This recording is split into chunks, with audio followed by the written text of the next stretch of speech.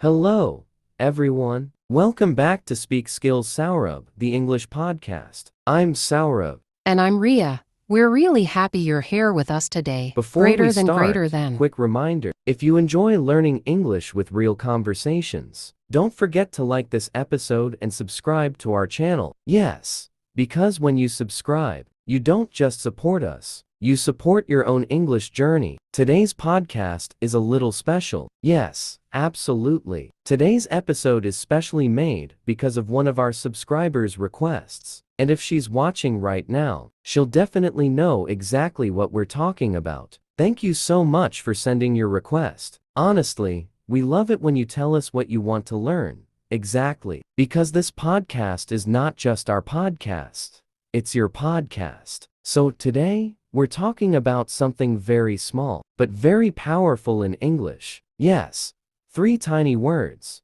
but they confuse almost everyone. Be, been, and being. When beginners hear these words, they panic. They think, oh no, grammar. But relax. Today, there is no grammar stress, no rules on the board, no boring definitions, just conversation, real life, easy English. And by the end of this podcast, you'll feel more confident. Not perfect, but confident. And confidence is more important than perfection. Always. Okay, let's start very softly. Yes, slow and easy. Tell me something. When you were learning a new language, did you feel scared to speak? All the time. I was afraid of making mistakes. Same here. I remember thinking, what if I use the wrong word? What if people laugh? Exactly. And many of our listeners feel the same. So today, if you're listening and thinking, I'm not good at English, let me stop you right there. Yes, stop that thought. You're not bad at English. You're just learning. And learning takes time. Now,